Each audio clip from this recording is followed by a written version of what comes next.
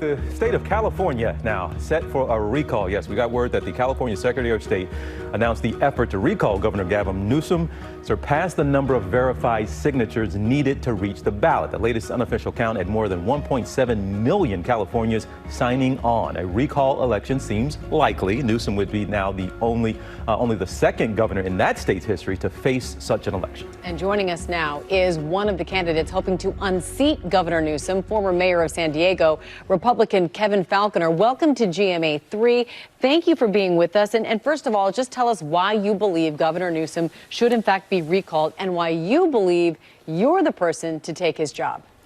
Thanks for having me. And I'll tell you, you hit the nail on the head with over 2 million Californians that signed the recall because of the anger and frustration of not just the response to the pandemic here in California, the fact that our economy was open and shut 4 and 5 different times, unfortunately not based on science. But I think it gets to a lot of the key issues that unfortunately we're seeing our great state on the wrong track. Rising crime, homelessness exploding by double digits. The fact that our kids are still not in school. Our public schools in California are still not open full time. And so I'm looking forward to bring that change at the top. I was elected mayor twice in San Diego, a Republican in a majority Democrat city. Why? Because I know how to bring people together and get results. That's what California needs right now. Why are people leaving the state right now, would you say, Mr. Mayor? For the first time in recorded history that a year just went by that you had people that it was not an increase in the population of California. Some 182,000 people got out of there. Why? And what's it's going to take to bring them back? They are, TJ, and I'll tell you directly, it's because our state's not affordable. It's too expensive to live in California. And people are voting with their feet. And you're right. I mean, for the first time, not only did it go down, but we lost a congressional seat. And TJ, I'll tell you, you name the state where folks are going, whether it's Texas, Florida, Utah, Wyoming, Tennessee, there's a long list. We have to get our state more affordable. It's time for genuine tax relief in California, which is something I'll be talking a lot about in the coming days ahead. Well, speaking of taxes and expenses, the California Association of Clerks and Elections Officials have estimated that a recall election could cost your state as much as $400 million. So how do you justify spending that kind of money, that kind of taxpayer money? Amy, I'll tell you, because of the urgency of a change that we need now in California.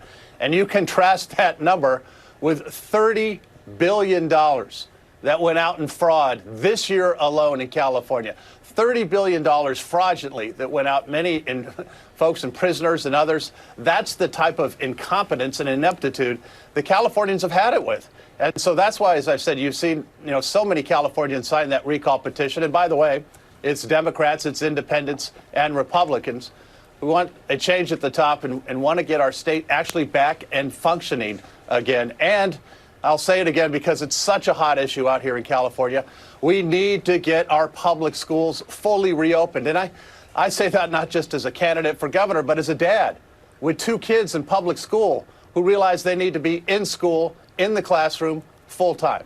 Now, Governor Newsom does want kids back in the fall. He says the majority of schools there do offer at least in-person learning, even if they're not taking the option. Also, the state's positivity rate is one of the lowest you've seen in the pandemic. Also, there's a $76 billion surplus. Now, I understand some of his politics. You might not agree with some of the policies, but isn't California, like a lot of places, starting to come out of this thing and starting to figure it out? And what do you give Governor Newsom credit for in getting the state through it?